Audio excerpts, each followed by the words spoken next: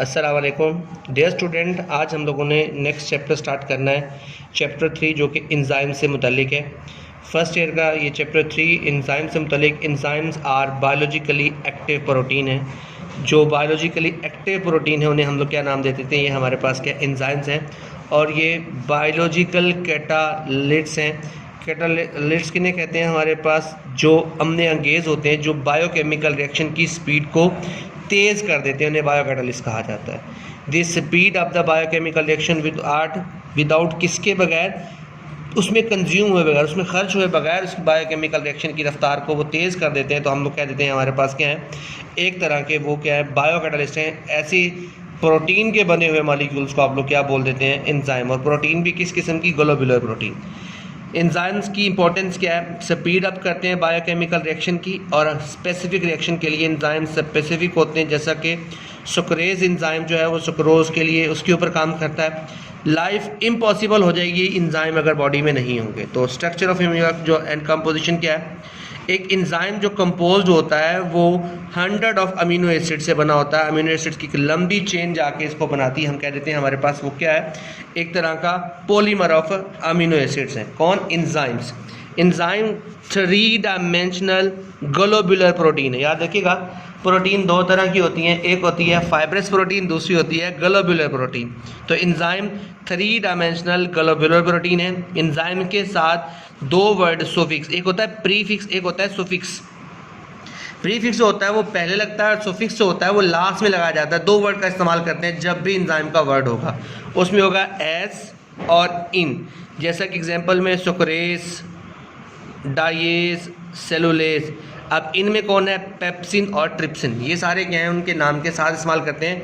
तो एक एंजाइम के क्या हमारे पास बेसिकली पोर्शन हो सकते हैं? तो हम लोग क्या करते हैं कि इस तरह हमारे पास क्या है, ये है एक एंजाइम के दो, पूरे का पूरा ये एंजाइम है। एंजाइम का एक ख़ास किस्म का चार्ज बेरिंग साइट है। इस पूरी साइट को बोल देते हैं हमारे पास active site, active center. Actually ये क्या होती है, एक तरह की 3 डायमेंशनल होती है, और क्या करती है, इसमें फ्यू अमीनो एसिड जुड़े होते हैं, और हम लोग कहते हैं इस पूरी एक्टिव साइट के 2 रीजन्स बना देते हैं। हमारे पास क्या है, एक साइड का बाइंडिंग साइट, दूसरी साइड पे क्या, कैटालिटिक साइट है। बाइंडिंग साइट वो इलाका है जो रिकॉग्नाइज करता है किसको? अटैचमेंट के लिए, कि कहाँ पर आकर सबस्ट्रेट मॉलिक्यूल अटैच होगा। अटैचमेंट के बाद उस मॉलिक्यूल को कैटालिटिक एक्टिविटी में गुजारने के लिए दूसरी साइड होती है, कहते हैं हमारे पास कैटालिटिक साइड, और वो उसे क्या कर देती है, कन्वर्ट कर देती है इनटू प्रोडक्ट। फिर आखिर पे क्या होती है, डीटैचिंग होती है, दोबारा से वो मॉलिक्यूल अलग होते हैं और प्रोडक्ट क्रिएट होती है। और इस दौरान क्या होता है, एज अ होल एंजाइम जो होता है वो अनचेंज्ड रहता है। अगर आपको रिएक्शन दिखाया जाए तो हमारे पास क्या एक तरह का रिएक्शन है कि ये हमारे पास एक एंजाइम के ऊपर एक सबस्ट्रेट की इस हेल्प के दौरान क्या हमारे पास कोफैक्टर है साथ में, जो इसकी हेल्प कर रहा है इस एंजाइम के रिएक्शन की।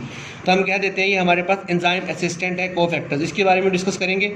दोनों क्या हुए, हमारे पास अटैच हुए हैं, जिससे ES कॉम्प्लेक्स बना है। बाद में इस ES कॉम्प्लेक्स को क्या हुआ है, जैसे डीटैचिंग हुई है तो फाइनली वो एंजाइम क्या बन गया, प्रोडक्ट, और वो कोफैक्टर जो था वो परमानेंटली अब इसका क्या बन गया है, पार्ट बन गया है।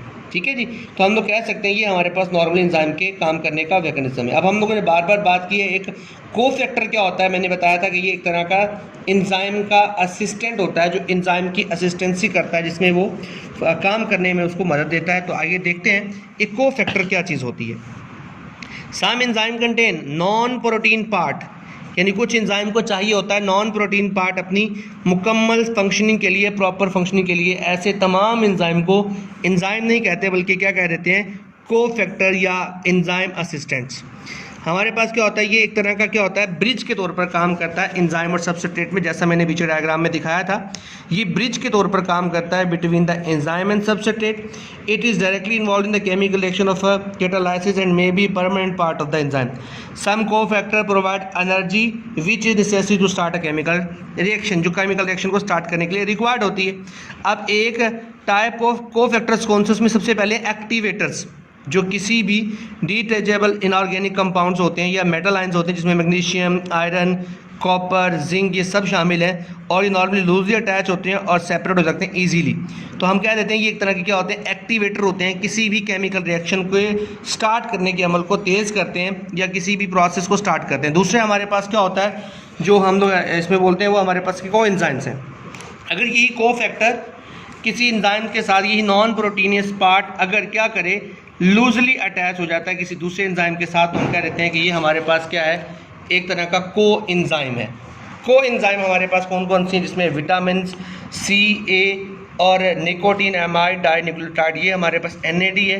These are also organic in nature, it is loosely attach in the required in minute, थोड़ी सी मिकदार में, और कैन भी क्या कर सकते हैं, reuse time and time again, बार बार इन्हें आप लोग क्या कर सकते हैं, रिएक्शन में इस्तेमाल कर सकते हैं।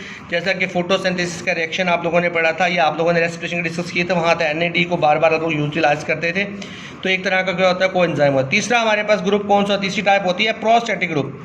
अगर हमारे पास कोफैक्टर किसी दूसरे एंजाइम के साथ या नॉन प्रोटीन पार्ट, ये जो मैंने आपको दिखाया है नॉन प्रोटीन पार्ट जो कोफैक्टर के तौर पर है, अगर अपने आप को क्या करता है, कोवलेंटली परमानेंटली अटैच कर लेता है, तो हम लोग ऐसे ग्रुप को बोल देते हैं हमारे पास वो क्या है, प्रोस्टैटिक ग्रुप है। It is covalently bonded in non protein part of the enzyme, these are organic in nature, it is firmly attach and may be the permanent part of enzymes. अब याद रखिएगा एंजाइम की दो basic types हैं, या तो FO enzymes होते हैं या फिर वो होलो एंजाइम्स होते हैं। तो हम देख लेते हैं हमारे पास क्या एंजाइम की दो किस्में कौन कौन सी हैं। एफओ एंजाइम्स क्या होते हैं, ऐसे enzyme, it is an enzyme in the absence of proper cofactor, ऐसे एंजाइम जो प्रॉपर कोफैक्टर के बगैर होते हैं, यानी वो हमेशा एक्टिव नहीं होते हैं, बल्कि उनको एक्टिव करने के लिए कोई ना कोई चीज़ हमें बाद में ज़रूरत पड़ती है। हम कहते हैं ऐसे तमाम एंजाइम को क्या बोलते हैं हमारे पास, एपो एंजाइम्स। और जो एंजाइम्स क्या होते हैं, in presence of proper cofactor होते हैं, यानी वो हर वक्त एक्टिवेटर के हाल में होते हैं, तो हम कहते हैं हमारे पास क्या, होलो एंजाइम्स है। इट इज़ इनकम्प्लीट एंजाइम्स, और ये एक कंप्लीट एंजाइम होता है जो कि रेडी होता है फॉर वर्क। ये इनएक्टिव होते हैं, जबकि ये हमारे पास क्या है, एक्टिव हालत में होते हैं। ठीक है जी, ये हमारे पास it is inactive enzyme with coenzyme और प्रोस्टैटिक रिमूव, जैसे इनका कोएंजाइम और प्रोस्टैटिक रिमूव हुआ होता है, इस वजह से हमारे पास इनएक्टिव होते हैं। लेकिन इनके अंदर क्या होता है, कोएंजाइम और प्रोस्टैटिक ग्रुप पहले से ही अटैच होते हैं, जिसकी वजह से वो वर्क करते हैं और वो प्रॉपरली हर वक्त क्या करते हैं, एक्टिवेट रखते हैं अपने आप को। फॉर एग्जांपल पेप्सिनोजिन, पेप्सिनोजिन को दोबारा से रिएक्टिव करने के लिए क्या होता है, इसके लिए HCl का होना बड़ा ज़रूरी है। तो हमारे पास क्या होता है, पेप्सिनोजिन रिएक्शन स्टार्ट नहीं करता, लेकिन जैसे इसके साथ स्टमक के अंदर HCl वर्कआउट करता है तो वो ऑटोमेटिकली इनएक्टिव से एक्टिव एंजाइम बन जाता है। तो हमारे पास so it is active consist of the polypeptide chain, ये बता दिया था मैंने। For example DNA polymerase enzyme होता है जो DNA की ट्रांसलेशन के दौरान काम आता है। RNA पॉलीमरेज कैटालेज एंजाइम है। ये सारों को क्या होता है, magnesium ion as a cofactor need होता है और ये रिएक्शन हमेशा उनके साथ चलाता रहता है। तो हम कह सकते हैं कि हमारे पास क्या है कि ये एंजाइम्स की दो बेसिक किस्में। और बड़ा इंपॉर्टेंट शार्ट क्वेश्चन है, compare apo enzyme with holo enzyme, क्या फ़र्क होता है, क्या डेफिनेशन है इनकी, वो आप लोगों ने अच्छी तरह से याद करनी है इस चैप्टर की। एंजाइम होते कहाँ हैं, आपको पता है कि एंजाइम जो होता है कि कैटालिटिक रीजन को चलाते हैं, तो enzyme every part of the cell मौजूद होते हैं। एंजाइम हमारे पास डिजॉल्व इन साइटोप्लाज्म भी हो सकते हैं, सब ऑर्गेनली माइटोकॉन्ड्रिया क्लोरोप्लास्ट के पास भी हो सकते हैं।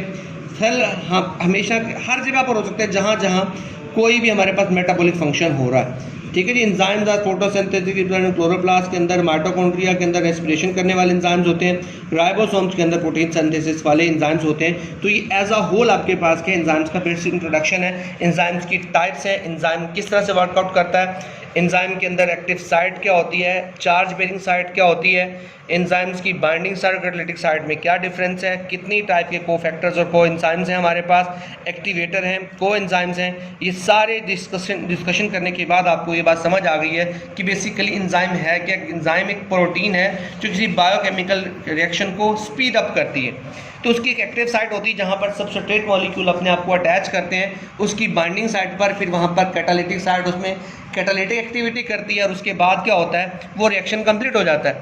इस रिएक्शन कंप्लीट करने के लिए सम टाइम क्या होता है, एंजाइम्स को एक्स्ट्रा मॉलिक्यूल की जरूरत पड़ती है, जिन्हें हम लोग क्या बोल देते थे, उन्हें बोल देते थे कोफैक्टर्स। इस कोफैक्टर्स की बिना पर आपने क्या किया, हमारे पास तीन तरह के कोफैक्टर्स हैं, एक एक्टिवेटर्स होते हैं, दूसरे कोएंजाइम्स होते हैं, दूसरे प्रोस्टैटिक ग्रुप होते हैं। तीनों में डिफरेंस छोटा सा है। एक्टिवेटर जो होते हैं वो मेटल आयंस होते हैं और ये हमारे पास जो इनऑर्गेनिकली नेचर्स में मौजूद होते हैं। जो को एंजाइम्स होते हैं, अगर हमारे पास क्या आता है को फैक्टर किसी दूसरे एंजाइम के साथ क्या करता है, लूजली अटैच होता है, तो हमारे पास क्या होता है वो को एंजाइम होता है। अगर हमारे पास प्रोस्टैटिक ग्रुप जो होता है वो कोवलेंटली या स्ट्रांगली अटैच होता है तो हमारे पास वो कहता है प्रोस्टैटिक ग्रुप बनाता है। तो ये हमारे पास एंजाइम्स का हमारे पास है। कल हम लोग डिस्कस करेंगे एंजाइम्स की करैक्टरिस्टिक्स और एंजाइम के ऊपर जो फैक्टर अफेक्ट करते हैं। तो तब तक के लिए अल्लाह हाफिज़।